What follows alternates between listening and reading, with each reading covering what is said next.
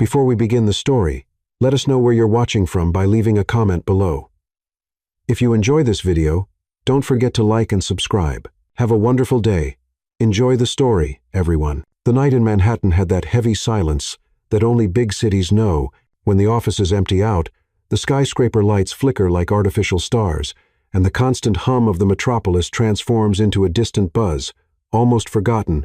It was in this gap between day and dawn that Lila Carter started her shift. Night cleaner, invisible, just another shadow among the glass corridors and polished marble of Sterling Tower, the most imposing building on Fifth Avenue. Lila pushed her cleaning cart down the 43rd floor hallway, the wheels squeaking softly against the gleaming floor. The smell of lavender disinfectant mixed with the metallic scent of air conditioning filled her lungs.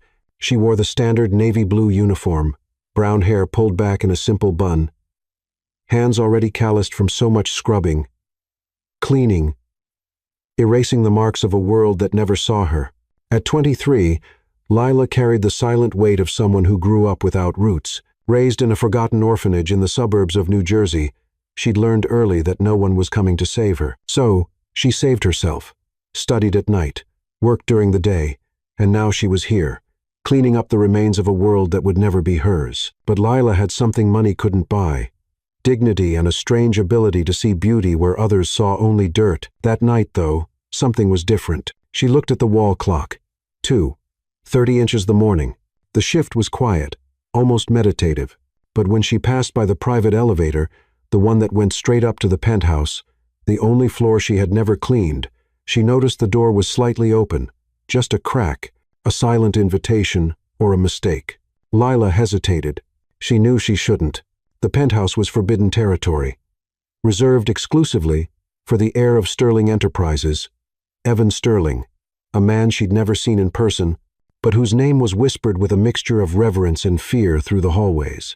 They said he was brutal in business, ruthless, cold as the steel that held up that skyscraper. But curiosity is a strange force, and Lila, even while trying to be invisible, had always been driven by questions she shouldn't ask. She took a deep breath, felt her heart speed up slightly, and pushed the elevator door. She got in. The lit panel had only one button: Penthouse. She pressed it. The doors closed with a mechanical whisper, and the cabin began to rise fast, smooth, as if being pulled by invisible threads toward the sky. When the doors opened, Lila felt the air change. The penthouse wasn't just luxurious, it was a statement: mirrored black marble floors, glass walls offering a 360 degrees view of Manhattan.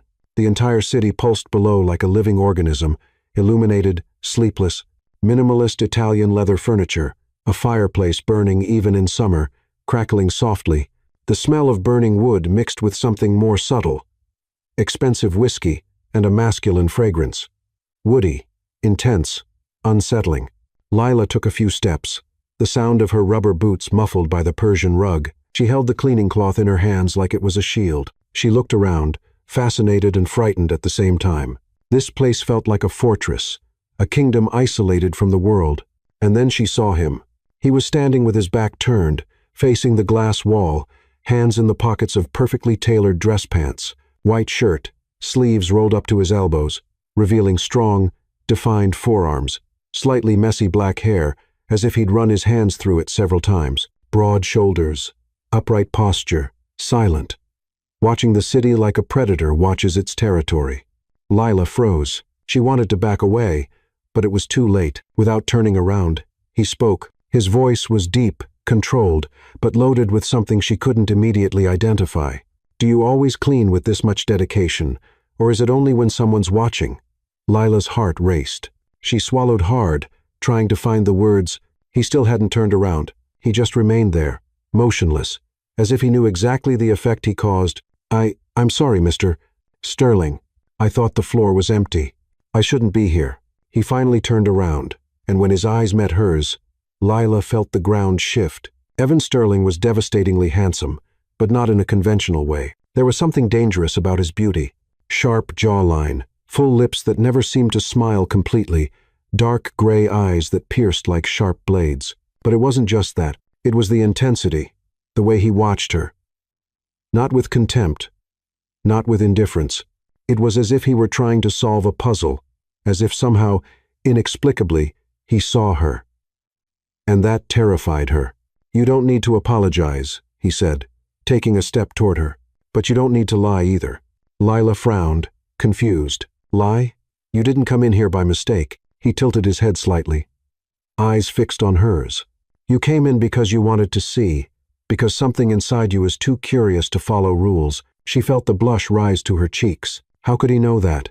They'd never spoken before, never even crossed glances in the hallways. And yet he seemed to know her better than she knew herself. "I should go," Lila murmured, taking a step back. "You should," he agreed, "but you won't." It wasn't a question. It was a certainty. They stood there, still, separated by only a few meters.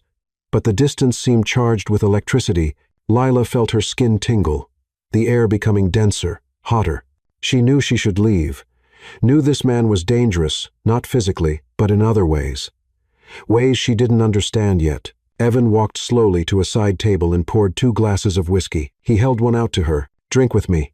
"I don't drink during work," she replied, her voice firmer than she expected.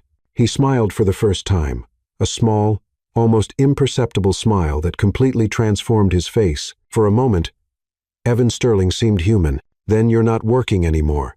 You're here with me." He raised his glass. "And I rarely extend invitations." Lila knew she should refuse, knew this was madness, but there was something in the way he looked at her, as if she were the only real thing in that world of glass and steel, that made her stay. She took the glass.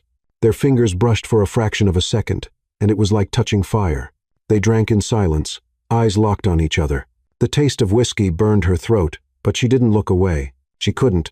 It was as if something invisible held them there in that moment, suspended in time. "What's your name?" he asked, his voice softer now. "Lila." "Lila Carter." He repeated it, as if memorizing every syllable. "Lila." And the way he said her name slowly, deliberately broke something inside her. Evan moved closer, and she didn't back away. He raised his hand, and with a gentleness that completely contradicted his brutal reputation, brushed a strand of hair from her face, tucking it behind her ear. His fingers lightly grazed her skin, and Lila closed her eyes for a moment, feeling the touch reverberate through her entire body. When she opened her eyes, he was inches away, so close she could feel the heat emanating from him, the woody scent mixed with whiskey, breath against breath. "Do you feel this?" he whispered, his voice low. She couldn't answer, but she didn't need to. The answer was in her eyes, in her shallow breathing, in the way her body involuntarily leaned toward him. Evan touched her face with both hands, as if holding something fragile and precious. And then, slowly, so slowly, it seemed like an eternity, he brought his lips close to hers. But he didn't kiss her. He stopped millimeters away, their lips almost touching, letting the tension build until it became unbearable. "Tell me no," he whispered against her mouth, "and I'll stop." Lila opened her eyes, looked into his, saw desire, saw curiosity, saw something deeper, more dangerous. Then she said nothing. He smiled, a small, slow, predatory smile, and finally closed the distance. The kiss was gentle at first, exploratory, as if he were memorizing her taste, the texture of her lips, the way she sighed softly when he deepened the contact. But then something changed. Gentleness gave way to urgency. His hands dropped to her waist, pulling her against him. She grabbed his shoulders, feeling the tense muscles under his shirt, and completely surrendered to that impossible moment. When they finally pulled apart, both were breathless.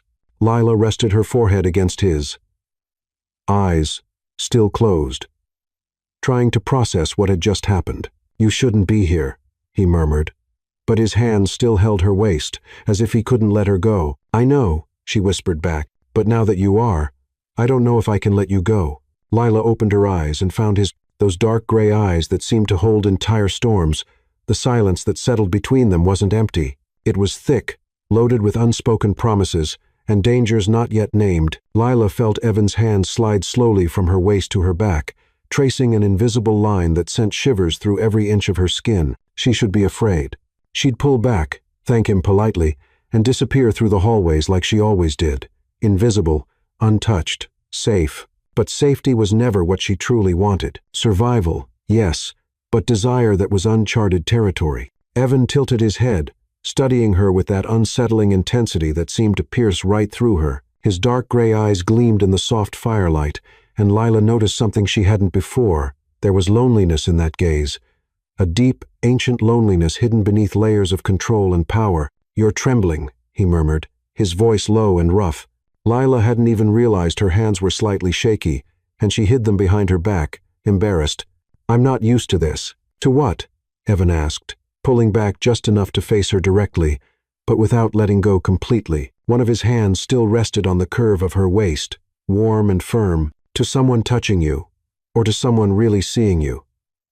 The question disarmed her. Lila opened her mouth to respond, but the words got lost somewhere between fear and honesty. "Both," she finally admitted, her voice barely a whisper. Something changed in his face. The hardness softened. He raised his free hand and touched her face again, his thumb sliding slowly along the line of her jaw down to her chin, as if drawing a map of territory he wanted to explore carefully. "Then I need to be careful with you," he said, more to himself than to her. Lila felt her heart race. There was something in the way he spoke, a mixture of desire and reverence that made her feel simultaneously exposed and protected. Evan took a step back and extended his hand. "Come with me." She looked at his hand, then at his face. She knew that if she accepted that invitation, she'd be crossing a line from which there'd be no return. But something stronger than fear, maybe curiosity, maybe the mirrored loneliness she recognized in him, made her place her hand in his. His fingers closed around hers, firm and secure, and he guided her through the penthouse. They passed the minimalist living room, down a hallway with dark walls decorated with contemporary art, until they reached a bedroom that looked more like a work of architecture than a space for sleeping. The bed was enormous, covered in dark gray sheets that seemed too expensive to be touched. The walls were glass, once again offering that impossible view of Manhattan, now silent and asleep under the crescent moon. The city looked like an ocean of lights, and they were floating above it, isolated from the world. Lila stopped at the bedroom entrance, the weight of reality beginning to press on her chest. She'd never done this before, never allowed anyone to see her this way. She'd grown up in a world where vulnerability was synonymous with danger, where opening up meant getting hurt. Evan noticed her hesitation immediately. He released her hand but didn't move away. Instead, he stood before her, waiting, not pressing, just present. "You can leave at any time," he said, his voice serious and controlled. "I won't stop you, and I won't judge you." Lila raised her eyes to it. There was sincerity there, and something more. He seemed to be fighting against his own desire, keeping himself in control for her sake. "I don't want to leave," she admitted, her voice coming out firmer than expected. He took a step forward. "Then tell me what you want." It was a simple question, but the answer was complex, woven through years of repression. Self-imposed invisibility, never allowing anyone to get close enough to hurt her. "I want to feel alive," Lila whispered, and in saying it out loud, she realized it was the purest truth she'd ever told anyone. Evan closed his eyes for a moment, as if absorbing those words, allowing them to pass through him. When he opened them again, there was a different determination there, not brutal, not domineering, but deeply attentive. He approached slowly, giving her time to back away if she wanted. But she didn't back away. When he was inches away, he raised both hands and framed her face, tilting it slightly upward, forcing her to meet his eyes. "I'm going to make you feel alive," he promised, his voice rough and low, "but in my way, slowly, completely. Do you understand?" She nodded, unable to form words. The first kiss was gentle, almost reverent. His lips touched hers with a delicacy that completely contradicted the intensity of his gaze. He kissed her, as if he had all the time in the world, as if there was nothing more important in the universe than that moment. Lila felt her legs weaken. She grabbed his shoulders to steady herself, and he pulled her closer, his hands sliding from her cheeks to her neck, then to her shoulders, slowly down her back. When the kiss deepened, she felt something crumble inside her. All the barriers she'd carefully built over the years began to crack, and for the first time, she allowed someone to break through them. Evan gently guided her to the bed, his hands never stopping touching her on her face, her arms, her waist, as if he needed the constant connection to be sure she was there, real, present. He knelt before her, his eyes level with hers, and began to slowly unbutton the navy blue uniform she wore. Each button was undone with deliberate care, his fingers lightly grazing her skin with each movement. Lila felt her heart beating so hard, she was sure he could hear it. "Breathe," he murmured, noticing the tension in her body. She obeyed, breathing in deeply, and felt the air burn as it entered her lungs. When the uniform finally fell from her shoulders, Evan paused. His eyes traveled over her body, not with raw lust, but with something deeper. Admiration, curiosity, desire. Yes, but wrapped in something that seemed almost reverent. "You're beautiful," he said, and it didn't sound like an empty compliment. It sounded like a statement of fact. Lila felt her cheeks warm. No one had ever called her beautiful before. No one had ever looked at her that way. She raised her hands and hesitantly began to unbutton his shirt. Her fingers trembled slightly, but he remained still, letting her explore at her own pace. When the shirt finally fell, revealing a defined and strong torso, she couldn't help but touch. She ran her hands over his shoulders, slowly down his chest, feeling the warmth of his skin, the accelerated heartbeat under her palms. He gently held her wrists and brought them to his lips, kissing each one slowly. "You're afraid," he observed. "Yes, of me, of myself," she admitted. Evan framed her face again. "Don't be. I've got you." And then he kissed her again. And this time, there was no hesitation. The urgency returned, but not aggressively. It was a shared urgency, a mutual need for connection. To be seen, to be real to each other. They lay down together, bodies intertwined, exploring each touch, each sigh, each tremor. Evan moved with an almost painful attention, watching each of her reactions, adjusting, making sure she was present, that she wanted this. And when they finally joined, Lila felt something inside her break and rebuild simultaneously. There was pain, a brief, sharp pain that was soon replaced by another sensation, not just physical pleasure, but something deeper: connection, belonging. Evan stopped immediately when he felt the tension in her body. "Lila," he whispered, his eyes wide with understanding. "You've never—" She shook her head, unable to speak. He closed his eyes, breathing deeply, and Lila saw something change in him. The urgency disappeared completely, replaced by a devastating tenderness. "Why didn't you tell me?" he asked, his voice heavy with something she couldn't identify. Guilt, protection, both. "Because I wanted this," she whispered. "I wanted you." He opened his eyes and looked at her as if seeing her for the first time. And then, with a gentleness that made her want to cry, he continued slowly, carefully, attentive to every sigh, every movement, making sure the pain gave way to pleasure.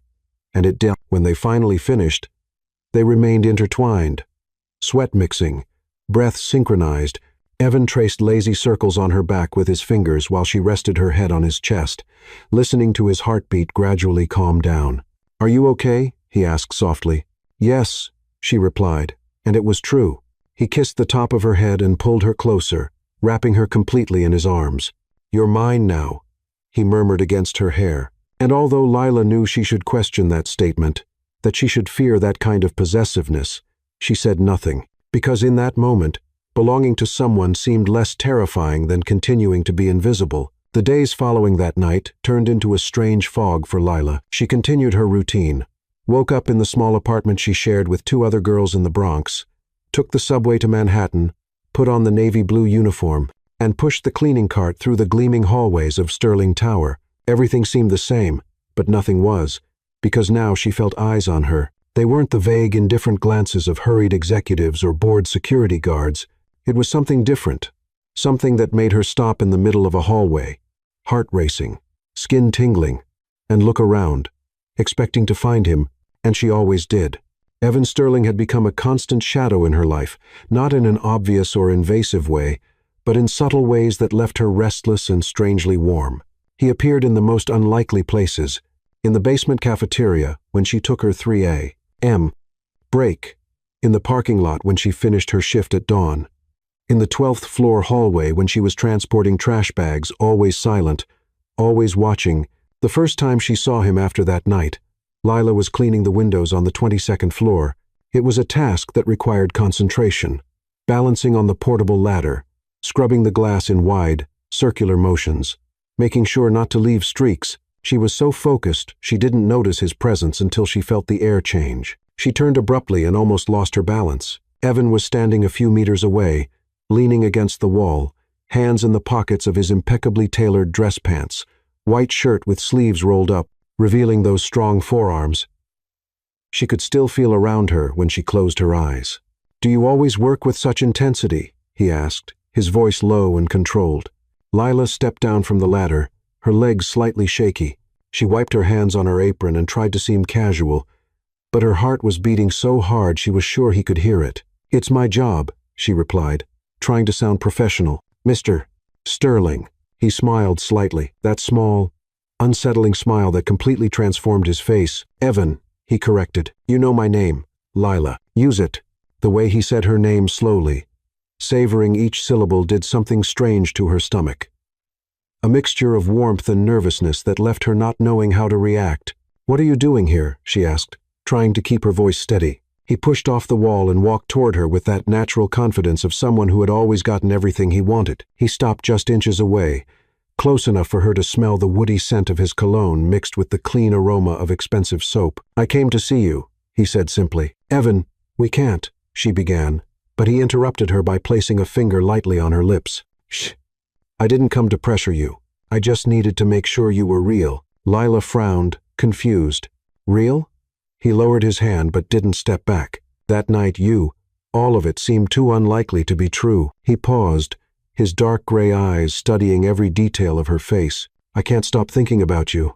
The words were simple, but they carried a weight that made her swallow hard. There was something in the way he looked at her, not as if she were a trophy to be won, but as if she were a puzzle he desperately needed to solve. "You should," Lila murmured. "Forget. Move on. That was a mistake. Was it?" He tilted his head slightly, his eyes never leaving hers. "Because I don't feel like it was. I feel like it was the most right thing I've ever done in my life." Lila felt the air leave her lungs. She knew she should back away, create distance, protect herself, but there was something in the raw vulnerability in his voice that kept her rooted in place. "Evan, we're from different worlds. Then show me yours," he said without hesitation.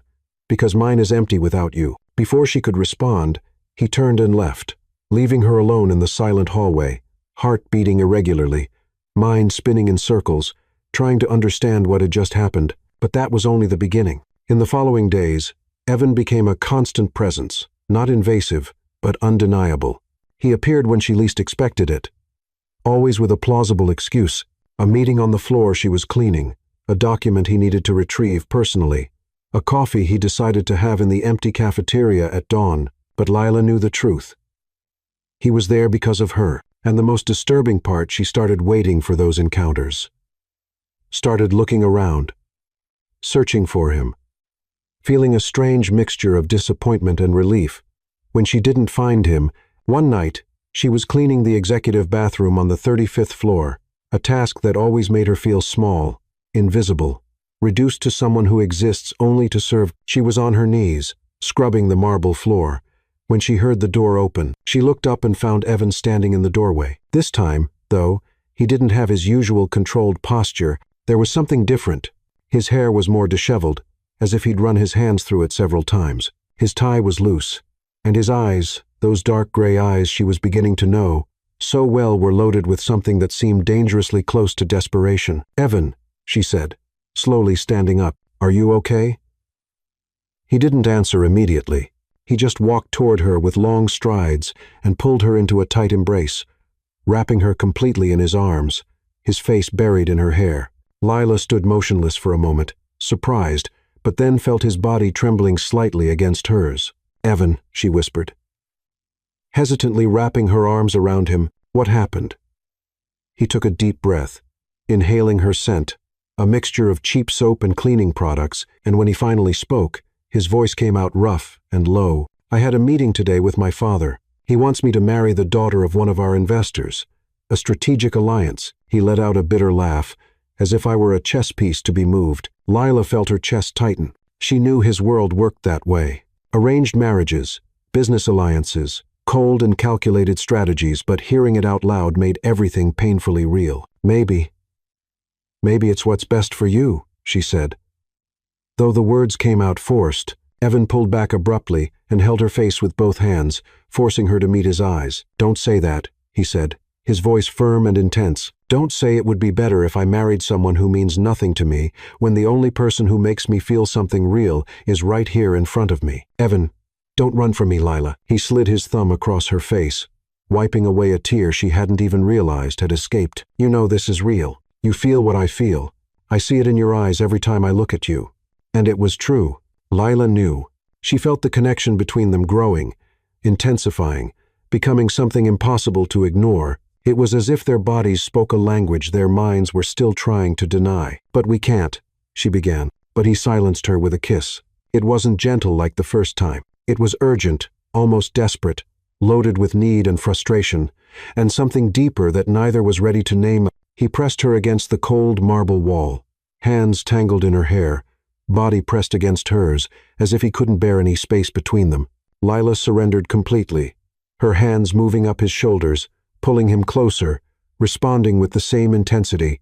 She could feel his heart beating irregularly against hers, could feel the tremor in his hands, could feel the desire exploding between them like an impossible force to contain. When they finally separated, both were breathless.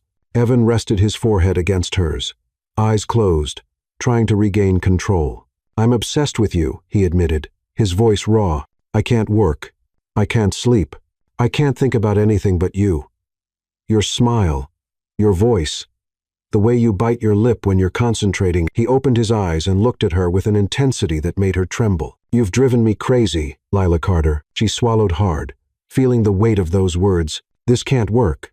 You know that." "I don't care," he said without hesitation. "Let chaos call me. Let the fall come. I'd rather risk everything with you than keep living this empty life without you." Lila felt something break inside her. All the defenses she'd built, all the walls she erected to protect herself, began to crumble in the face of that raw and honest declaration. "Evan, I can't stop thinking about you either," she finally admitted, her voice barely above a whisper. He smiled, not that small, controlled smile, but a genuine smile that completely lit up his face. "Then stop fighting it," he said, holding her hands and intertwining their fingers. "Stop running. Let this happen." Lila looked at their intertwined hands, hers small and calloused. His large and strong, and for the first time allowed herself to consider the possibility that maybe, just maybe, this could be more than one impossible night. "I'm afraid," she confessed. "So am I," he admitted. "But I'm more afraid of losing you." They stood there, still in the empty executive bathroom, lit only by the cold light from the hallway, holding on to each other as if they were the only real thing in a world of illusions. And although Lila knew there were storms ahead, that their world wouldn't allow this union easily, in that moment, she chose to believe that love, or whatever this magnetic force between them was, could be stronger than any obstacle. "Tomorrow night," Evan said softly. "Have dinner with me. Really not hidden, not rushed, just the two of us." Lila hesitated for only a second before nodding. "Okay." He smiled again and kissed her forehead with devastating tenderness. "Until tomorrow." Then, and when he left, Lila remained there, heart racing, lips still tingling with the taste of him, knowing she had just crossed a line from which there would be no return. But this time, she didn't want to go back. The dinner never happened. The next night, when Lila was supposed to meet Evan, she received a message from him canceling, brief, without detailed explanations. Something urgent came up. "I'm sorry. He'll explain soon." The words were cold, distant, so different from the man who had held her against the bathroom wall and confessed to being obsessed with her. Lila tried not to let disappointment consume her. After all, she knew his world. Last-minute meetings, corporate emergencies, obligations she would never fully understand. But still, something inside her contracted painfully as she read that message. She put her phone in her uniform pocket and went back to work, pushing the cart through the empty hallways of Sterling Tower with renewed determination to keep her mind occupied. It was almost 2:00 the morning when Lila reached the 40th floor, an area that rarely needed cleaning, as it housed only old file rooms and deactivated offices. Most companies had already migrated everything to digital systems, but Sterling kept those spaces as if they were relics of a past they weren't ready to abandon yet. Lila pushed open the door to one of the rooms at the end of the hallway. The smell of old, musty paper immediately invaded her nostrils. Rusty metal shelves occupied almost the entire space, loaded with brown cardboard boxes covered in a thick layer of dust. The fluorescent light flickered a few times before stabilizing, casting a pale, ghostly glow over everything. She sighed and began to work, cleaning the shelves, organizing boxes that had fallen, wiping down forgotten furniture. It was mechanical work, almost meditative, that normally calmed her. But that night, her mind kept returning to Evan. Why did he cancel? Did he regret it? Did he realize how absurd this whole situation was? Lila shook her head, trying to push away the intrusive thoughts. She was wiping down a high shelf when her hand accidentally knocked into a poorly positioned box. It fell to the floor with a dull thud, and dozens of folders and documents scattered across the dusty floor. "Damn it," she muttered, kneeling down to pick up the mess. That's when she saw it. An old folder made of worn leather, with gold letters almost faded by time. St. Mary's Home for Children. Confidential. Lila froze. Her fingers trembled slightly as she picked up the folder. St. Mary's, she knew that name, knew it intimately. It was the orphanage where she'd grown up. A cold, institutional place in the suburbs of New Jersey, where children were just numbers. Records on administrative spreadsheets. With her heart racing, she opened the folder. What she found inside made her blood run cold. Documents, dozens of them, medical reports, transfer records, authorization forms, signed by names she didn't recognize. But they weren't common adoption or foster care records. They were something else. Project Aurora. Experimental phase. Subject 47, transferred to secondary facility. Authorization for psychological testing on minors in state custody. Funding approved by the Sterling Foundation. Lila felt nausea rise in her throat. Her hands were shaking so much she almost dropped the papers again. She kept flipping through, each page revealing horrors greater than the last. Old black and white photographs showed children lined up, all wearing identical uniforms. Empty gazes fixed on the camera. There were tables with names, ages, and next to each one, codes, identification numbers, as if they were experiments, not people. And then she saw it. In the corner of one of the pages, attached by a rusty paper clip, there was a child's drawing made with crayons on paper yellowed by time. It was a simple drawing. A house, a sun, a tree, and in the lower right corner, in shaky, clumsy letters, a name, Lila. She let out a strangled gasp. She held the drawing with both hands, eyes burning with tears. She refused to let fall. She remembered making that drawing. She was 5, maybe 6 years old. She remembered the social worker smiling forcibly and saying she could draw anything she wanted, something that makes you happy. Dear. Lila had drawn a house because she'd never had one. She turned to the next page and found her complete record. Name, Lila Anna Carter. Date of birth, March 12th, 2002. Status, orphan, parents unknown. Entry to St. Mary's, August 2005. Transfer, March 2008. Undisclosed facility notes. Subject demonstrates above, average emotional resilience. Suitable for Phase 2 of Project Aurora. Lila read and reread those words, trying to process what they meant. Phase 2, undisclosed facility. She vaguely remembered being transferred when she was 6. She remembered a different place, colder, quieter, where children rarely talked to each other. But her memories of that period were fragmented. As if her brain had deliberately buried those years, she continued flipping frantically, looking for more information. And that's when she found the name that made everything collapse. At the top of an official document, printed on elegant letterhead, was written, Sterling Foundation Annual Report of Philanthropic Activities, and right below, in smaller letters, full funding of St. Mary's Home for Children and associated child development programs. Signed by Victor Sterling, Evan's father. Lila felt the ground shift beneath her. The walls of the small archive seemed to close in, suffocating her. She dropped the papers and brought her hands to her face, trying to breathe. But the air seemed insufficient. The Sterling family had funded the orphanage. Not just that. They had used the children for some kind of experiment, and she was one of them. One of the children used, tested, transferred without a trace. No, no, no, she whispered to herself, shaking her head. That's when she heard the door open behind her. Lila turned abruptly, still kneeling on the floor, surrounded by scattered documents, and found Evan standing in the doorway. He was wearing the same clothes from the meeting, impeccable dark suit, perfectly adjusted tie, but there was something different about his face. Exhaustion, tension. And when his eyes landed on the papers around her, something that looked dangerously close to fear. Lila, he began, taking a step forward. Don't come closer, she said, her voice coming out firmer than expected, though she was trembling completely. Evan stopped immediately. His eyes scanned the documents on the floor, and she saw the exact moment he recognized what they were. The color drained from his face. Did you know? Lila asked, her voice breaking. Did you know what your family did? He ran his hand through his hair. clearly disturbed. "No, not like this. I knew my father funded orphanages, but I thought it was real philanthropy. I never—" "They took me from there," Lila interrupted, holding up the child's drawing with trembling hands. "I was one of the children in the project that your family erased from the map." Evan took another step, but stopped when he saw the way she instinctively recoiled. "Lila, please, let me explain." "Explain what?" She stood up abruptly, papers falling from her hands. "That your family used me as a guinea pig?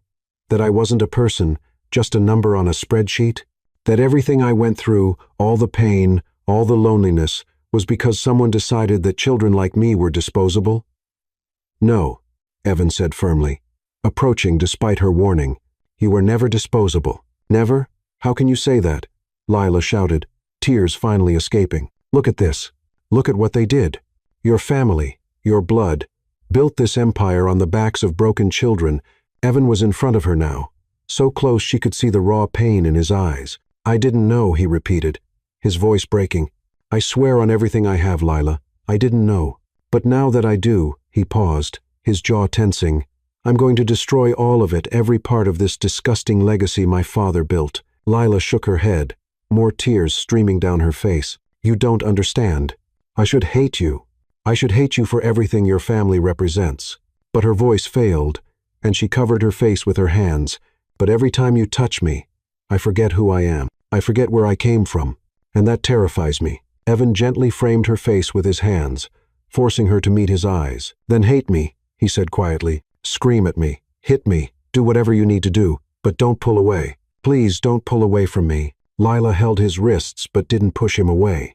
She just stood there, caught between anger and desire, between the past that haunted her and the impossible present unfolding before her. "Why did it have to be you?" she whispered, her voice broken. "Of all the people in the world, why did it have to be you?" "I don't know," Evan answered honestly, resting his forehead against hers. "But maybe that's exactly why. Maybe I need to be the one who fixes what my family broke." They remained like that for a long moment, breaths mingled, tears shared, two souls caught in an inevitable collision between past and present. And when Evan pulled her into a tight embrace, Lila didn't resist. She just allowed herself to be held, just for a moment, before the cruel reality of it all came crashing back down on them. "We shouldn't be together," she murmured against his chest. "I know," he replied, holding her tighter. "This is going to destroy us." "Probably." She pulled back just enough to look into his eyes. "Then why won't you let me go?" Evan held her face again, his thumb wiping away the tears that were still falling. "Because maybe some things are worth being destroyed for." And when he kissed her slowly, painfully tender, Lila knew that no matter how wrong this was, no matter how many reasons there were to walk away, she was already lost in him. Completely, irrevocably, dangerously lost. The days following that devastating discovery were strange and tense. Lila continued working at Sterling Tower because she needed the money, because she had nowhere else to go, and maybe, secretly, because she couldn't completely pull away from Evan, no matter how much she knew she should. He didn't pressure her, didn't appear in every hallway like he used to. He respected the space she needed to process everything. But he sent messages, small, simple, honest ones. "Did you eat something today? Are you able to sleep? I'm here if you need me." Lila read each one late at night when she returned to the small apartment in the Bronx and lay alone on the thin mattress, staring at the cracked ceiling, and although she didn't respond immediately, she kept those words like small treasures. Reminders that despite everything, there was someone who cared. But the anger was still there, burning quietly, constantly, like embers that refused to go out. Not anger at him specifically, but at what he represented, at the legacy he carried without choice, at the cruel injustice of falling in love with exactly the person who should be her enemy. It was on a Friday, almost a week after discovering the files, that everything changed again. Lila was on the terrace of the 40th floor, an outdoor area rarely used, with a panoramic view of the Hudson River. It was almost dawn, and she'd gone up to breathe fresh air before finishing her shift. The cold October wind blew strongly, tousling her hair, and she closed her eyes, allowing herself to just feel for a moment. That's when she heard footsteps behind her. She turned and found Evan standing in the terrace doorway. He wore dark jeans and a leather jacket, casual clothes that made him look younger, more accessible, less the ruthless air, and more just a man. There were dark circles under his eyes, as if he hadn't been sleeping well either. "I thought I'd find you here," he said quietly, hands in his pockets. "How did you know?" Lila asked, turning back to the view. "Because I know you," he replied simply, approaching slowly. "You always come to high places when you need to think. Like being closer to the sky gives you perspective." Lila didn't respond, but felt something tighten in her chest. It was unsettling how deeply he already knew her in such a short time. Evan stopped beside her, keeping a respectful distance, both looking at the city beginning to wake. The first lights of dawn painted the horizon in shades of orange and pink, and for a moment, everything seemed suspended, peaceful, even. "I hired investigators," Evan said, finally breaking the silence. "Private ones, the best to find out everything about Project Aurora." Lila turned abruptly to face him. "Why?" "Because you deserve answers," he said, meeting her eyes. "And because my father needs to pay for what he did." "Evan," she began, but he gently interrupted. "I'm not going to let this slide, Lila. I'm not going to pretend it didn't happen just because it's convenient for me or for the company." He paused, choosing his words carefully. "You made me question everything I learned, everything I thought I knew about honor, loyalty, family, and I realized none of it matters if it's built on the suffering of innocent people." The wind blew stronger, and Lila felt her hair fly around her face. Evan instinctively reached out and brushed it away, gently, tucking the strands behind her ear. His fingers lingered there, lightly grazing her skin, and Lila closed her eyes for a moment, allowing herself to feel that touch. "I should hate you," she whispered, slowly opening her eyes. "I know," he replied, his voice rough. "But I can't," she said. Evan took a step closer, eliminating almost all the space between them. Their breaths mingled in the cold morning air. "Why not?" he asked, though he seemed to already know the answer. Lila raised her hand and touched his face hesitantly, first just with her fingertips, then with her entire palm, feeling the slightly grown stubble, the warmth of his skin. "Because when I'm with you, I don't feel invisible," she admitted, her voice breaking slightly. "For the first time in my life, someone sees me, really sees me, and I don't know how to go back to being invisible after that." Something broke in his face. All the restraint, all the control he maintained so carefully, crumbled. He held her face with both hands and pulled her into a kiss. But it wasn't urgent or desperate like the previous ones. It was slow, deep, loaded with something greater than desire. It was a kiss of surrender, of acceptance, of a conscious choice to dive into something they both knew could destroy them. When they separated, Evan rested his forehead against hers, eyes closed, breathing irregular. "I see you, Lila," he whispered. "I see every part of you, the scars, the strength, the fear you hide behind courage. I see everything, and I want everything." Lila felt tears rising again, but this time they weren't from pain. They were from something more complicated, a mixture of relief, fear, hope, and surrender. "This isn't going to be easy," she said quietly. "Nothing worthwhile is," he replied, opening his eyes to meet hers. "Your father is going to destroy us when he finds out." "Then let him find out," Evan said without hesitation. "I'm not going to give you up to protect a legacy I don't want. I won't sacrifice the only real thing I've ever had for a name stained with blood." Lila held his wrists, keeping his hands on her face. "What if I'm not strong enough for this, for all the fighting that's coming?" Evan smiled, not that small, controlled smile, but a genuine, tender smile. "You survived things that would destroy most people. You grew up alone, without help, without anyone believing in you. If anyone's strong enough for this, Lila, it's you." The words pierced through her like well-aimed arrows. No one had ever believed in her that way. No one had ever seen her strength and validated it out loud. "I'm afraid," she confessed once more. "So am I," he admitted. "But I'm more afraid of living without you than of facing any storm by your side." Lila didn't respond with words. Instead, she pulled him into another kiss this time. She was taking the initiative. She was choosing this consciously. Her arms wrapped around his neck, and he pulled her by the waist, lifting her slightly off the ground as he deepened the kiss. There, on the terrace of the 40th floor, while the city woke below them and the sun rose, painting everything golden, Evan and Lila made a silent choice. It wouldn't be easy. It wouldn't be safe. But it would be real. And maybe, in the end, that was enough. When they finally separated, breathless and smiling, Evan held her hand and intertwined their fingers. "Come with me," he said. "Where?" "Anywhere. Everywhere." He squeezed her hand gently. "Just stay with me." Lila looked at their intertwined fingers, so different, but fitting together perfectly, and nodded. "Okay." They stayed there for a few more minutes, just holding each other, watching the city wake up.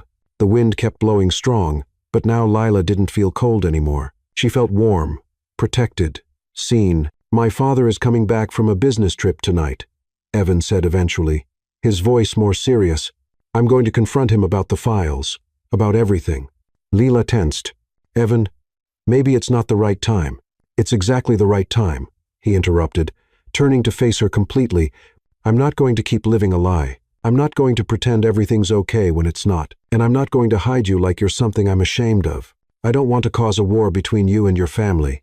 "You're not causing anything," he said firmly. "They caused it decades ago, and it's time someone finally holds them accountable." Lila studied his face, the determination in his tense jaw, the fire in his dark gray eyes, the way he held her hand as if she were his anchor. "What if you lose everything?" she asked quietly. "The company, the name, the fortune, everything." Evan held her face again, forcing her to maintain eye contact. "Then I lose," he said simply. "But I'd rather lose everything and have you than keep everything and live empty." And in that moment, under the golden light of dawn, with the wind blowing around them and the city pulsing below, Lila finally allowed herself to believe that maybe love, or whatever this magnetic force between them was, could be stronger than the past, stronger than legacy, stronger than fear. "Together, then," she whispered. Evan smiled and pulled her into one more kiss.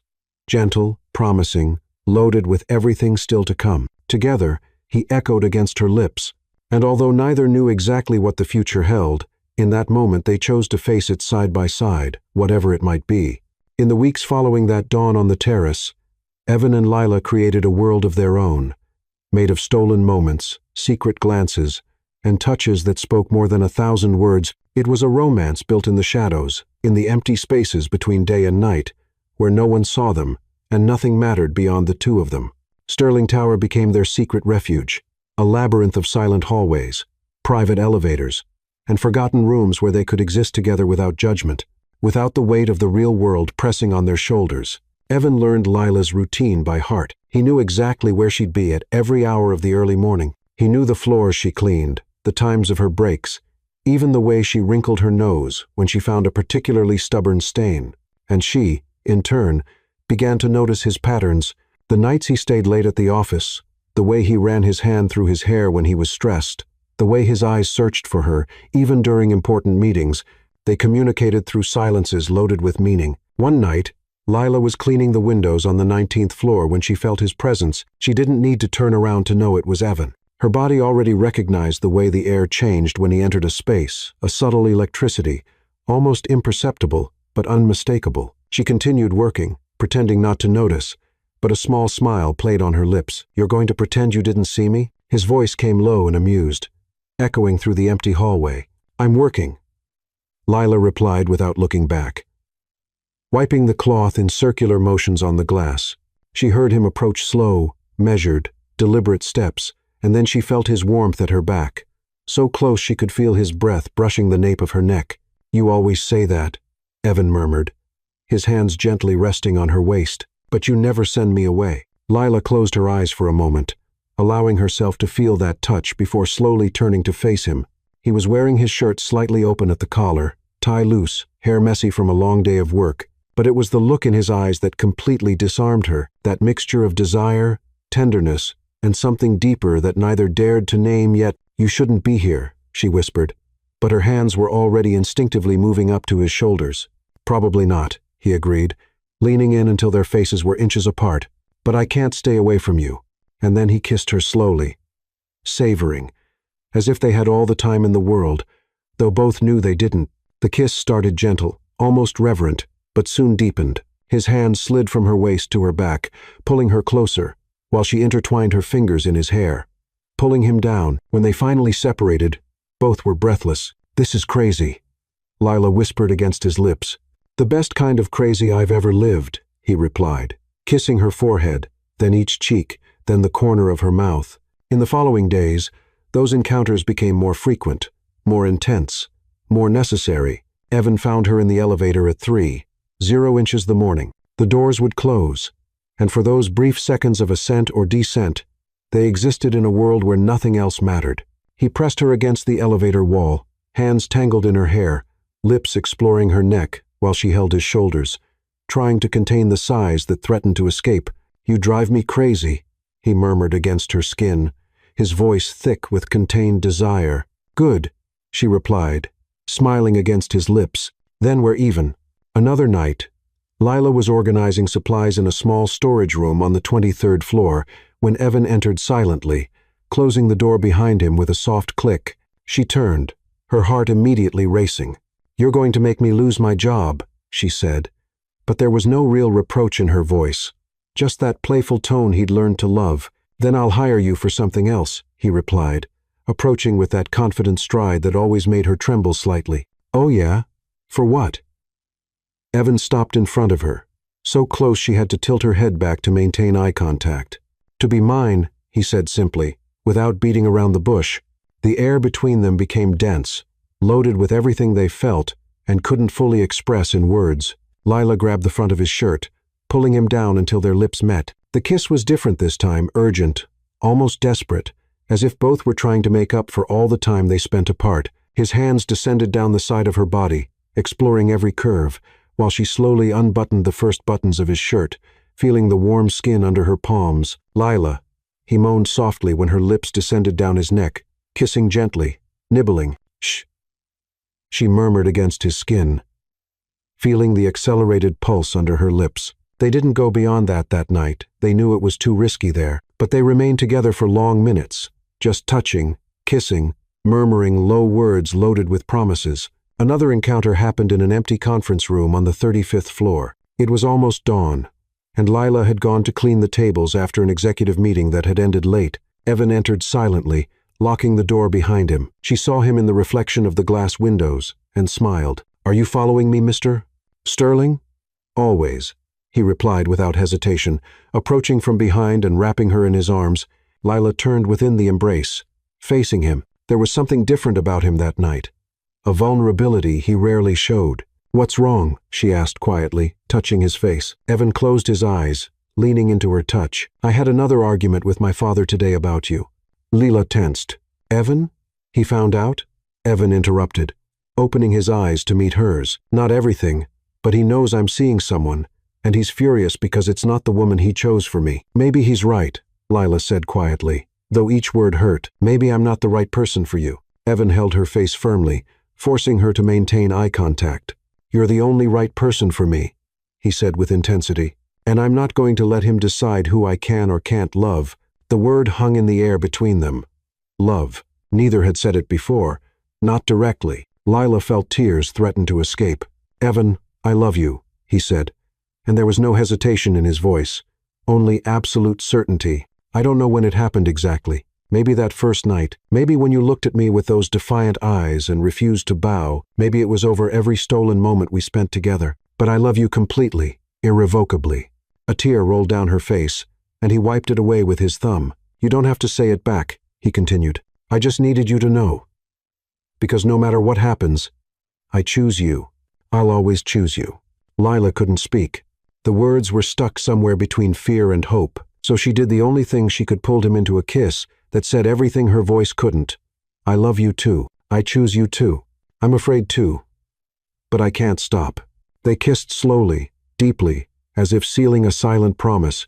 His hands slid down her back, pulling her impossibly closer. She held his face, memorizing every detail, the texture of his beard, the warmth of his skin, the taste of his lips. When they finally separated, Evan rested his forehead against hers, both breathing heavily. "Run away with me," he whispered. Lila opened her eyes, confused. "What?"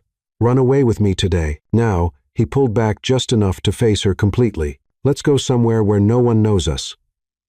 Where we can just be the two of us without last names, without pasts, without expectations." Lila wanted to say yes. Every cell in her body screamed to accept, to run, to build a new life away from all of this. But she also knew they couldn't run forever. "Evan," she began gently, "we can't run from our problems. They'll follow us wherever we go." He closed his eyes, knowing she was right, but clearly hating to admit it. "Then what do we do?" he asked, his voice loaded with frustration and desire. Lila held his hands, intertwining their fingers. "We face it," she said with a determination that surprised even herself. "Together. You're not alone in this, Evan. Not anymore." He opened his eyes and looked at her as if she were the most precious thing in the world. "How can you be so strong?" "Because you made me believe I can be," she replied simply. Evan pulled her into another tight embrace, burying his face in her hair. I'm not going to lose you, he murmured. No matter what my father does, no matter how many obstacles appear, I'm not going to lose you. Then don't let me go, Lila whispered back. And there, in the empty conference room, while the city woke outside, they held on to each other, two hearts beating in sync, two souls fighting against the world, two people choosing love, even knowing the path ahead would be filled with storms. But storms never scared those who had already survived hell, and both had already survived. The following weeks brought a growing tension that neither could completely ignore, even in the most intimate moments. The outside world was beginning to invade the refuge they'd built together, and both felt the walls closing in around them. For Lila, the nights became a battlefield between what she felt and what she knew to be true. She found herself waking at 3:00 the morning, sweaty and breathless, fleeing from fragmented nightmares, buried memories of the orphanage that now returned with full force, blurred faces of other children, white, cold hallways, adult voices talking about them as if they were objects, not people, and always, at the bottom of each memory, that name, Sterling. It was like loving the fire that burned down your house, like embracing the storm that destroyed everything you knew. And although Evan wasn't guilty of his father's crimes, he carried that last name, that legacy, that blood. One night, after another stolen encounter, this time on the terrace where everything had changed between them, Lila abruptly pulled away from Evan in the middle of a kiss. He looked at her, confused and worried. What's wrong? Lila took a few steps back, running her hands through her hair in a gesture of frustration. I can't do this, she said, her voice trembling. Do what? Evan took a step toward her, but stopped when he saw the way she recoiled. This us, she pointed between the two of them. You're part of what destroyed my childhood, Evan. Every time I kiss you, every time I allow myself to feel something for you, it's like betraying the child I was, that girl who suffered at your family's hands. The words came out like sharp knives, and Lila saw their impact on his face, but she couldn't stop. I wake up every night, remembering things I spent years trying to forget. And now I know all of that happened because someone with your last name decided that children like me were disposable. How can I just forget that? Evan remained motionless, jaw tensed, eyes fixed on her. When he finally spoke, his voice came out low and controlled, but loaded with pain. You think I don't know that? You think I don't hate myself every day for carrying this name? He took a step forward, ignoring her retreat. I spent my entire life trying to prove I was more than Victor Sterling's son, that I could build something different, something better. But every time I look in the mirror, I see his face. Every time I sign a document, I see that cursed last name. He stopped in front of her, so close she could see the raw pain in his eyes.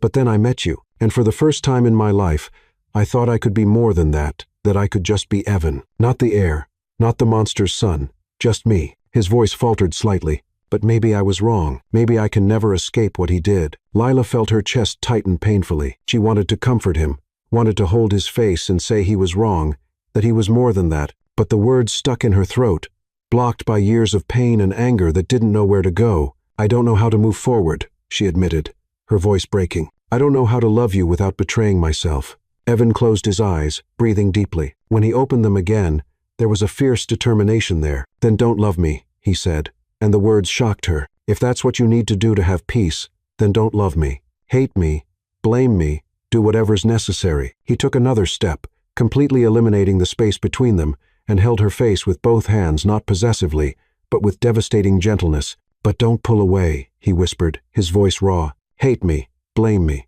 make me pay for my father's sins, but don't disappear from my life, because I don't know how to exist without you anymore. A tear rolled down Lila's face, followed by another, until she was crying openly, years of pain, confusion, and impossible love pouring out all at once. I don't hate you, she sobbed.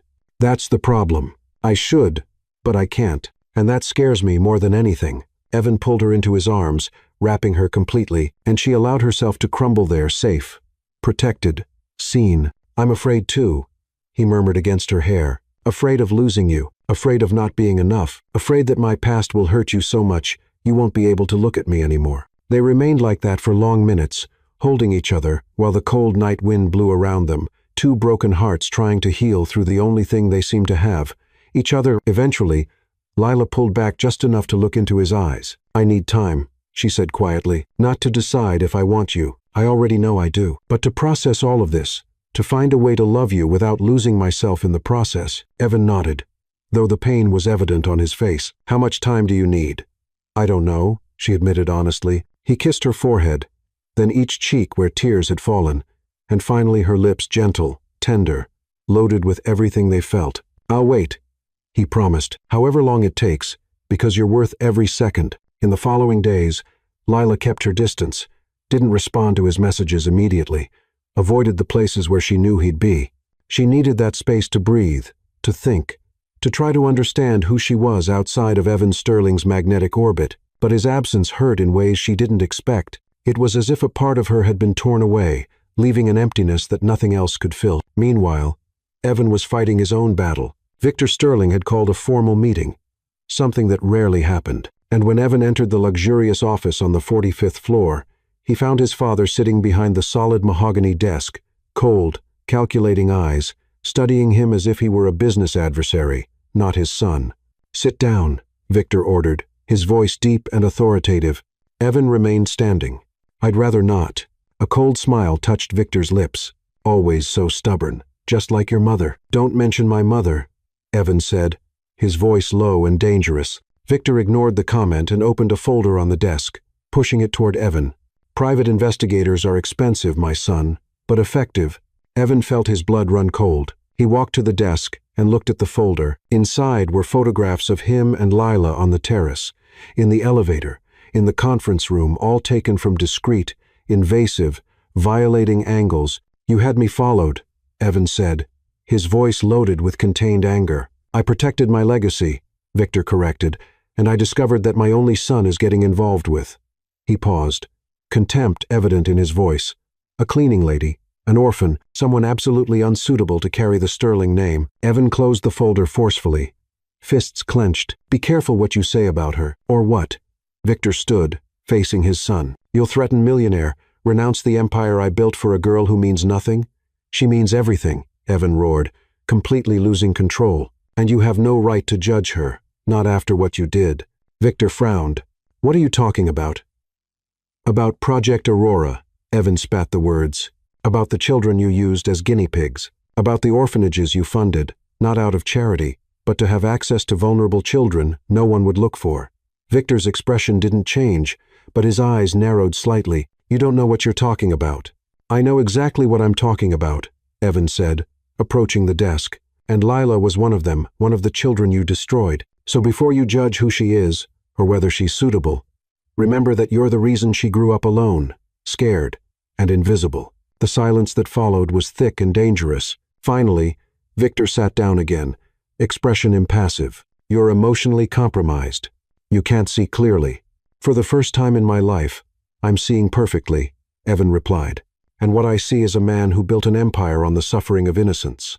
A man who never loved anything but power." Victor studied him for a long moment. "If you continue with this, I'll disinherit you, cut you off completely. You'll have nothing." Evan smiled, a bitter, liberating smile. "Good, because I don't want anything that comes stained with the blood of innocent children." He turned to leave, but Victor's voice stopped him. "She's going to destroy you, Evan. That kind of love always destroys." Evan looked over his shoulder. "Then let it destroy me. At least I'll feel something real before I fall." And he left, leaving Victor alone in his office, full of empty trophies and hollow victories. That night, Evan went to Lila's apartment in the Bronx, something she'd never allowed before. He climbed the 5 flights of stairs because the elevator was broken, walked through the poorly lit hallways, and stopped in front of door number 43. He knocked softly. Lila opened it, surprised and visibly exhausted. She wore simple house clothes, hair loose and messy, no makeup, and to Evan, she'd never looked more beautiful. "Evan, what are you doing here?" "Choosing you," he said simply. "My father gave me an ultimatum today.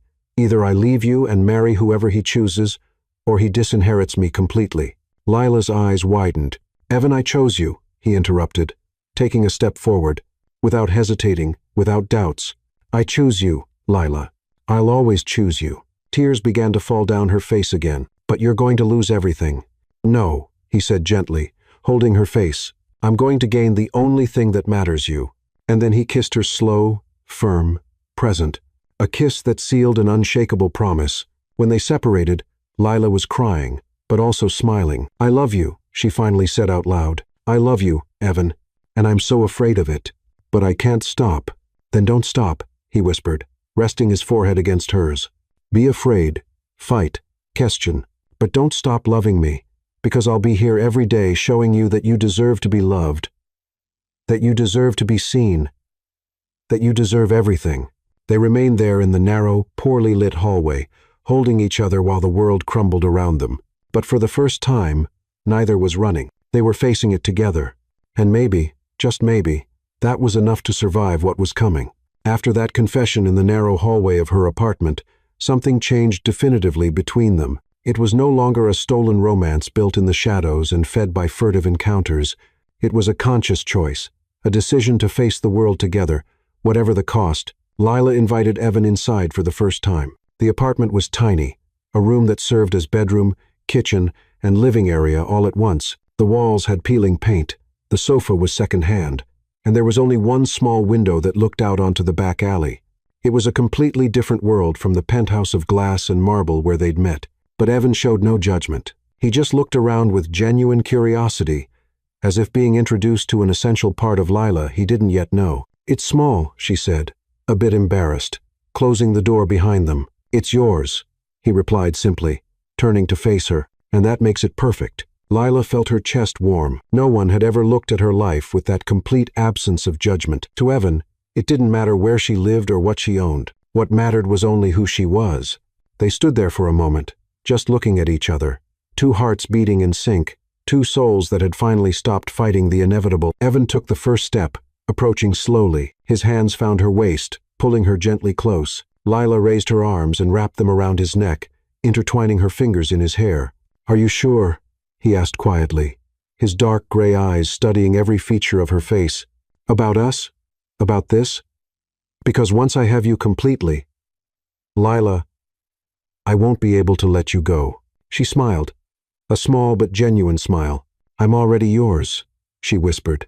"I think I always was from that first night. I was just too afraid to admit it." He closed his eyes for a moment, as if absorbing those words, letting them penetrate deeply. When he opened them again, there was an intensity there that made her tremble. "Then today isn't about fear," he said, his voice rough and low. "Today is about choice, about surrender, about allowing ourselves to be completely vulnerable with each other." Lila nodded, unable to form words. Instead, she pulled him into a kiss, slow at first, exploratory, but soon deepening into something more urgent, more necessary. His hands slid from her back to the hem of her simple shirt, and he paused, his eyes meeting hers in a silent question. She nodded, and he lifted the shirt slowly, revealing pale skin marked by small scars. Stories of a difficult life written on her body. Evan traced each mark with his fingers, then with his lips, kissing each scar as if healing old wounds. "You're beautiful," he murmured against her skin. "Every part of you. Every mark. Every story." Lila felt tears threaten to escape, but this time they weren't from pain. They were from relief, from being seen completely, imperfections and all, and still being desired. She began to unbutton his shirt, this time without the desperate urgency of previous encounters. Each button was undone carefully, as if she were revealing something sacred. When the shirt finally fell, she ran her hands over his chest, feeling the warmth of his skin, the strong beating of his heart under her palms. "I never imagined I could have this," she confessed quietly, her eyes fixed on her hands on his chest. "Someone who would choose me, who would see me, who would stay." Evan held her face, forcing her to meet his eyes. "I'm not going anywhere," he promised. "Not now, not tomorrow, not ever. You're stuck with me." Lila Carter. She smiled through tears and pulled him into another kiss, this one deeper, truer, loaded with everything they felt, and finally allowed themselves to express. They moved together toward the narrow bed in the corner of the room. Evan laid her down gently, as if she were something precious and fragile, though they both knew she was anything but fragile. Lila was made of survival, of strength, forged in fire. But in that moment, she allowed herself to be soft, to be vulnerable, to be herself without armor. He lay beside her, propped on one elbow, and just watched her for a long moment. His fingers traced the outline of her face, the line of her jaw, the arch of her eyebrows, the curve of her lips. "What are you doing?" she asked quietly, smiling. "Memorizing," he replied simply, "every detail, every angle, because I want to remember this moment for the rest of my life." Lila felt her heart squeeze in a good way, a sweet way. She raised her hand and mirrored his gesture, tracing his face with her fingertips, the strong line of his jaw, the dark eyebrows, the lips she'd learned to know so well. "Me too," she whispered. Evan leaned in and kissed her again, and this time there was no rush, no desperate urgency or fear of being discovered. It was just the two of them, choosing to be together, choosing to surrender completely. His hands slid over her body with reverence, exploring every curve, every line, as if learning a new language. And Lila responded the same way, her hands exploring his broad shoulders, muscular back, feeling every tense muscle under her palm. When they finally undressed completely, there was no shame, only acceptance, admiration, love. Evan kissed her slowly, descending down her neck, her collarbone, her breasts, her stomach, leaving a trail of kisses that made her tremble beneath him. Lila intertwined her fingers in his hair, eyes closed, allowing herself to just feel Evan. She sighed, and his name on her lips sounded like a prayer. He returned to kiss her lips, positioning himself between her legs, but paused, his eyes meeting hers.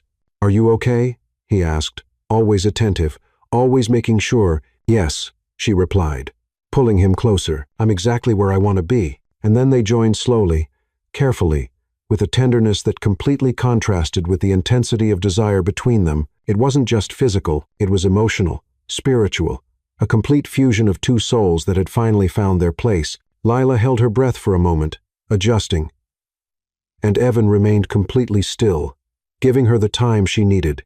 When she finally relaxed and nodded, he began to move slow, rhythmic, eyes never leaving hers. "You make me feel whole," he whispered against her lips, his voice rough with emotion. "You make me feel alive," she replied, hands holding his shoulders. They moved together in perfect synchrony, building something that went beyond physical pleasure. It was connection. It was healing. It was love in its purest and most vulnerable form. When they finally reached climax together, it was as if the world around them disappeared completely. Only they existed. Ragged breaths, hearts beating in unison, souls intertwined in a way nothing else could undo. Afterward, they remained lying together, intertwined. Evan pulled her into his arms, and she rested her head on his chest, listening to his heartbeat gradually calm. He traced lazy circles with his fingers on her back, and she drew invisible patterns on his chest. "I love you," Evan whispered against her hair, kissing the top of her head. "More than I thought it was possible to love someone." Lila raised her face to look at him, resting her chin on his chest. "I love you too," she said, and this time the words came out easy, natural, and I'm not afraid to admit it anymore. He smiled, that genuine, rare smile that completely transformed his face. "Good, because I plan to spend the rest of my life reminding you of that." She laughed softly, a gentle, happy laugh he'd never heard before. "The rest of your life?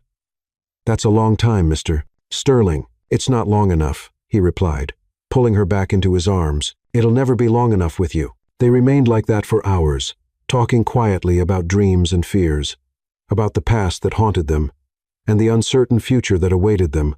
Evan spoke about the mother he'd lost as a child, about how he grew up alone, even surrounded by people. Lila spoke about the fragmented memories of the orphanage, about how she learned to be invisible to protect herself.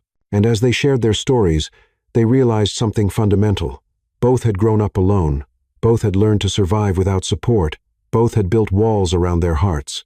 But now, in that small apartment in the Bronx, lit only by the faint light of the moon coming through the narrow window, those walls finally crumbled completely. "Promise me something," Lila said eventually, tracing invisible patterns on his chest. "Anything. Promise that no matter how difficult it gets, no matter how many storms come, you'll fight for us." Evan held her hand, intertwining their fingers, and brought it to his lips, kissing each finger gently. "I promise," he said with absolute conviction. "I'll fight for us until my last breath, because you're not just someone I love, Lila. You're my home. And I protect my home with everything I have." Lila felt tears return, but this time they were tears of pure happiness. "How do you always know exactly what to say?" "Because you inspire me to be honest," he replied, pulling her closer. "For the first time in my life, I don't need to wear masks or play games. I can just be." She kissed his chest, right above his heart. Then be yourself with me. Always. Always, he echoed, kissing the top of her head. And as the night advanced and the city outside continued its frenetic life, Evan and Lila remained intertwined, two hearts finally finding rest, two souls finally finding peace, two people finally finding what they'd always searched for without knowing. Home. Not a place, but a person, each other. And although they knew the world would try to separate them, that storms would come and battles would need to be fought, that night they chose to believe in something stronger than any obstacle. They chose to believe in love. And sometimes, that's all we need to face the impossible. Morning arrived soft and golden, invading the small apartment through the narrow window. Lila woke first, still wrapped in Evan's arms, and for a moment allowed herself to just watch him sleeping. He looked different, like this, younger, more vulnerable, free from the weight he constantly carried on his shoulders when awake. She lightly traced the line of his jaw with her fingers, and he woke slowly, a smile forming on his lips before he even fully opened his eyes. "Good morning," he murmured, his voice rough with sleep. "Good morning," she replied quietly. Evan pulled her closer, burying his face in her hair and inhaling deeply, as if wanting to memorize even her scent. "I could wake up like this every day for the rest of my life," he said against her hair. Lila smiled, but reality began to infiltrate the perfect moment. Outside, the world still existed, and with it, all the battles they would need to face. "Evan," she began hesitantly, "what are you going to do about your father? About everything?" He pulled back just enough to face her, his dark gray eyes serious and determined. "I'm going to destroy everything," he said simply. "Every rotten part of this empire that was built on suffering. I'm going to expose every crime, every scheme, every lie. And I'm going to start with Project Aurora." Lila felt a chill run down her spine. "Evan, you know what that means. You're not just going to lose your inheritance. You're going to completely destroy your family's name. You might even face legal consequences by association." "I know," he replied without hesitation, "and I don't care. Because if it protects you, if it protects all the other children who were used, I'll burn my entire name without thinking twice." Lila held his face with both hands. "Are you absolutely sure? Because once you do this, there's no going back." Evan covered her hands with his, keeping them against his face. "I've never been more sure of anything in my life." In the following hours, Evan made calls, many calls. He contacted investigative journalists from respected publications, lawyers specializing in corporate crimes, even federal agents who had tried to investigate Sterling Enterprises years ago, but were blocked by political connections and money. Lila watched him work, the determination on his face, the way he meticulously organized each document, each piece of evidence, each testimony. He wasn't just doing this for her. He was doing it because it was the right thing, and that made her love him even more. 3 days later, Evan called an emergency meeting of the Sterling Enterprises board. It was a bold and dangerous move, confronting his father in front of the main shareholders and board members, many of whom had been loyal to Victor for decades. Lila wanted to go with him, but Evan was firm. "No," he said, holding her hands. "This is going to get ugly, very ugly, and I'm not going to expose you to that." "Evan, I can handle." "I know you can," he interrupted gently, "but I need you to be safe. Please, do this for me." She hesitated, but finally nodded. He kissed her for a long time, as if saying goodbye, though they both knew he would return. The meeting took place in the main conference room on the 45th floor, an imposing space with a mahogany table that occupied almost the entire room, surrounded by leather chairs and glass walls that offered an intimidating view of the city. When Evan entered, all eyes turned to him. Victor was sitting at the head of the table, posture rigid and authoritative, cold eyes studying his son as if he were an adversary in a hostile negotiation. "Good of you to finally decide to show up," Victor said with sarcasm. "I thought you were too busy with your distraction."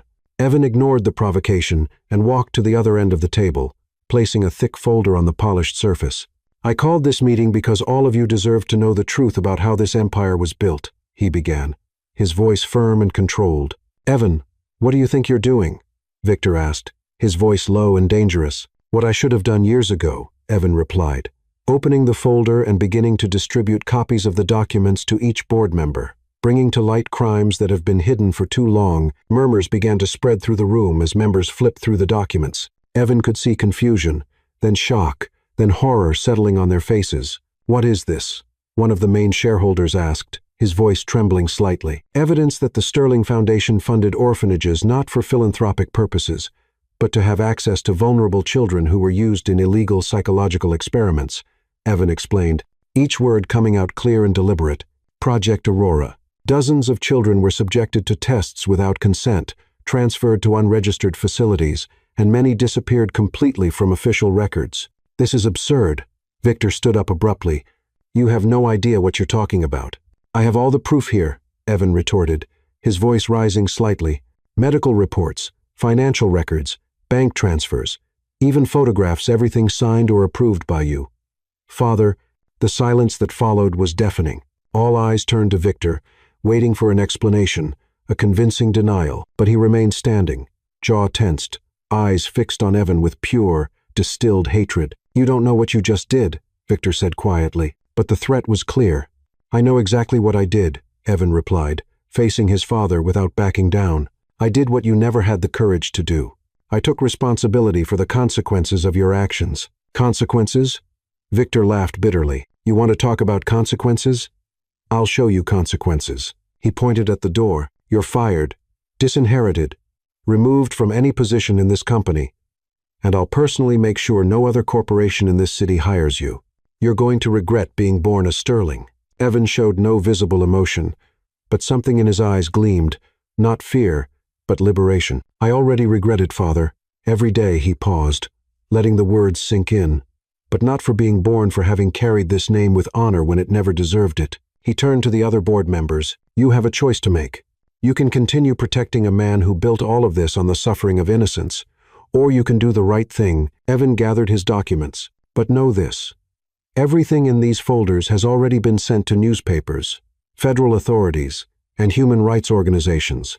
The truth is coming out.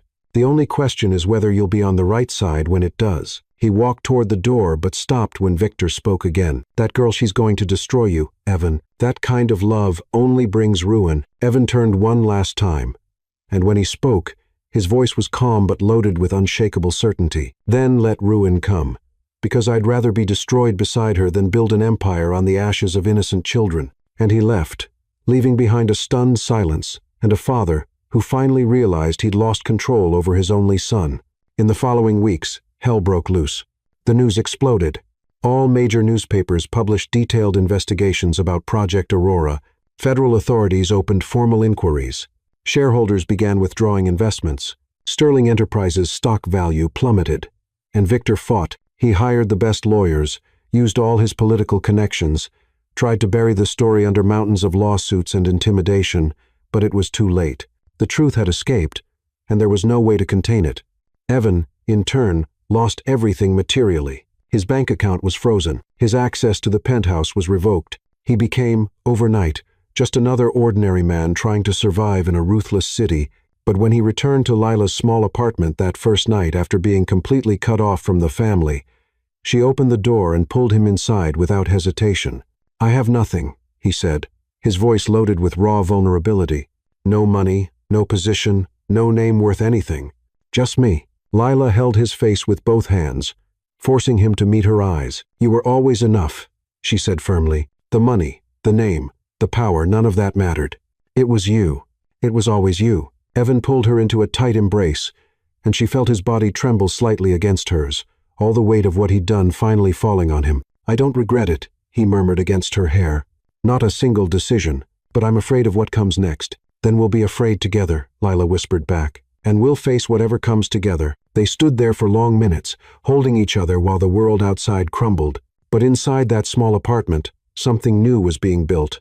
Not an empire of glass and steel, but a foundation of love, truth, and courage. And maybe, just maybe, that was stronger than anything money could buy. The months following the public fall of Sterling Enterprises were chaotic and relentless. The media dissected every detail of the scandal. Victims of Project Aurora began to come forward, now traumatized adults who finally found their voice to tell their stories.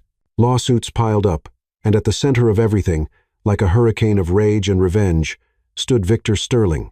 He wouldn't accept defeat silently. Evan and Lila had moved to an even smaller, but safer apartment in a less well-known part of Brooklyn. Evan got a job at a small consulting firm, nothing compared to what he had before, but honest, clean, Lila continued working as a cleaner, but now with plans to go back to school. Together, they were building something new, something real. But Victor's shadow hung over them constantly. It was a cold December night when everything came to a head. Evan received an unexpected message from an unknown number. "If you want to end this once and for all, come to the mansion, alone, tonight." He showed the message to Lila, and immediately saw the fear in her eyes. "It's a trap," she said, holding the phone with trembling hands.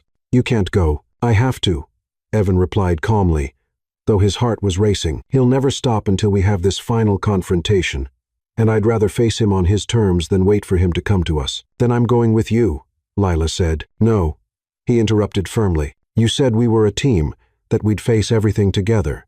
So don't ask me to stay behind now, not when it matters most." Evan studied her face, the determination in her tense jaw, the fire in her eyes that he'd learned to love. He knew there was no point in arguing. "Okay," he finally agreed, "but you stay behind me, always. Deal?" They arrived at the old Sterling mansion shortly after midnight. It was an imposing Gothic building on the outskirts of Manhattan, built generations ago, and now surrounded by an aura of decay and secrets. The main gate was slightly open, a silent invitation, or an obvious trap. Evan held Lila's hand tightly as they walked along the stone path to the main entrance.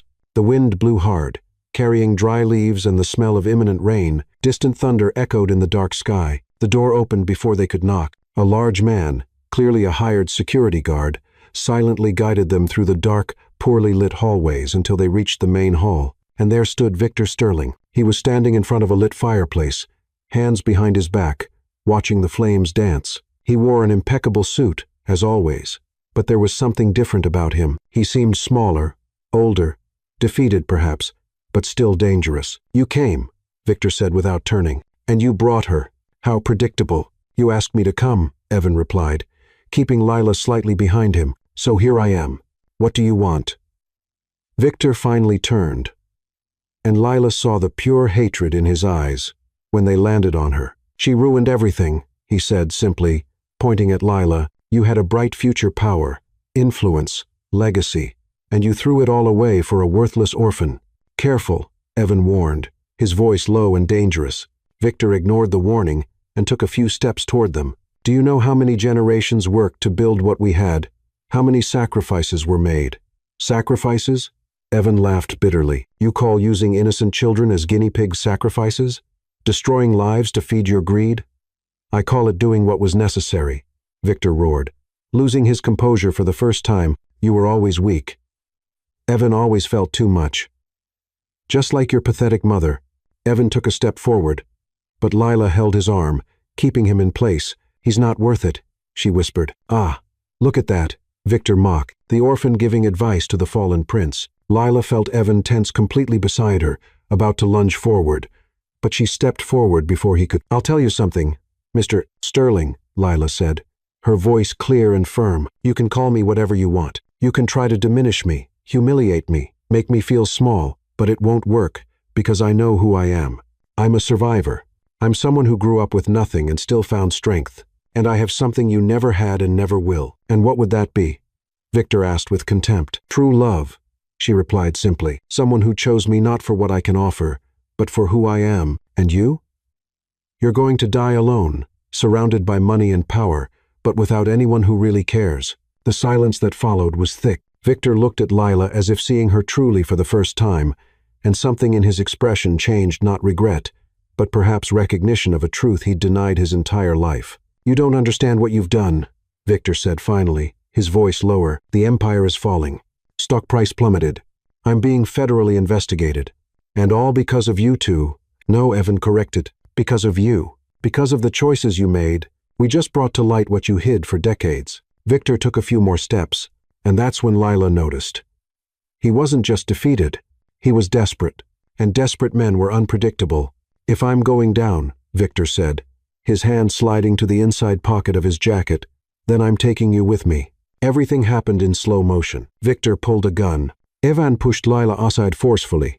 A shot echoed through the hall, deafening, final. Lila fell on the marble floor, the impact knocking the air from her lungs. When she looked up, she saw Evan fallen a few meters ahead, a red stain spreading on his white shirt. "No!" she screamed, crawling to him. Victor remained standing, gun still in hand, face pale, as if he finally understood the magnitude of what he'd done. Security guards began entering the hall, drawn by the sound of the shot. Lila reached Evan, hands desperately pressing the wound on his chest. Blood, so much blood, warm and viscous, flowing between her fingers.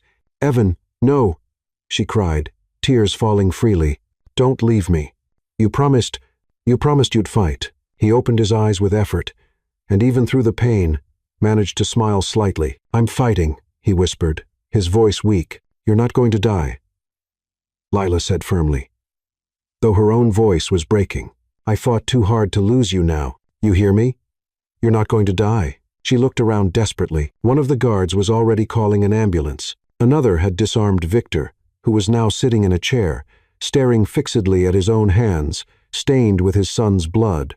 "Lila," Evan whispered, and she turned all her attention back to him. "Shh, don't talk.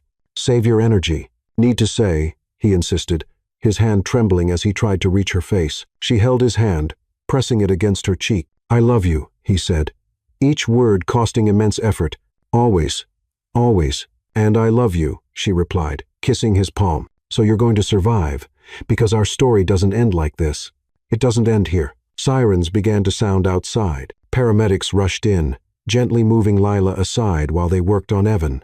She watched them, hands still covered with his blood, heart beating so hard it felt like it wanted to burst from her chest. "Please," she whispered to no one in particular, "please let him stay." The trip to the hospital was a blur. Lila accompanied the ambulance in a police car, answering questions mechanically while her mind was completely focused on Evan. He needs to survive. He needs to. The next few hours were the longest of her life. She paced the sterile hospital corridors, the smell of disinfectant burning her nostrils, nurses rushing past, low voices whispering around her, and she just waited and prayed and waited more. Finally, after what seemed like an eternity, a doctor came out of the operating room. "Family of Evan Sterling?"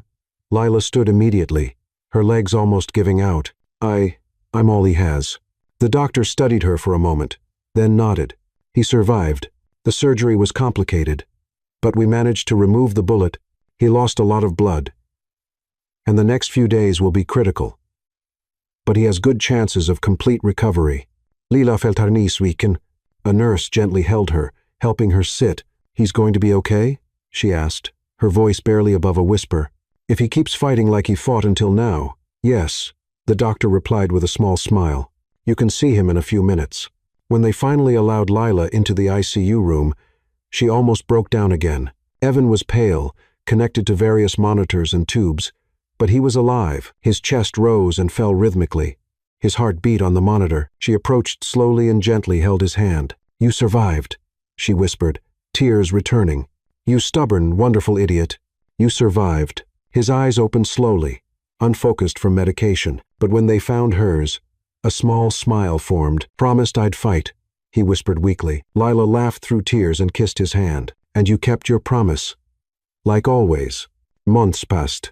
Evan recovered slowly, but completely. Victor Sterling was arrested, facing multiple charges that would ensure he spent the rest of his life in prison. The Sterling Empire collapsed completely, but from its ashes, something new began to emerge. Evan and Lila, together, opened a shelter for orphan children, built literally on the ruins of the old Sterling mansion that had been demolished. They called it Aurora House, not as a reminder of the terrible project, but as a symbol of a new beginning, a new dawn. It was a sunny spring afternoon when they stood side by side, watching children run through the newly built garden, their laughter filling the air in a way that place had never known. "We did it," Lila said quietly, intertwining her fingers with Evan's. "You did it," he corrected, squeezing her hand. "You taught me that legacies aren't built with money or power. They're built with love, with right choices, with the courage to do what's right, even when it's hard." Lila turned to face him, and he mirrored the movement. "I don't want a last name," she said, echoing words he'd said months ago. "I want a future by your side." Evan smiled, that genuine, complete smile she loved so much. "Then we build that future together, one day at a time." And then he pulled her into a kiss, tender, strong, definitive, a kiss that sealed not just their love, but also the promise that no matter how many storms came, they would face them side by side. Because true love isn't about perfection. It's about choice, about fighting, about staying. And they had chosen, fought, and stayed together forever. In the end, Lila and Evan discovered that true empires aren't built with money or power, but with the courage to face the past and choose love, even when everything conspires against it. They proved that tainted legacies can be redeemed, that scars can transform into strength, and that two broken souls can heal together. What began as an impossible encounter between an invisible cleaning lady and a ruthless heir became proof that sometimes the greatest act of rebellion is simply to love without fear. Because in the end, it doesn't matter where we came from. What matters is who we choose to be, and they chose love always.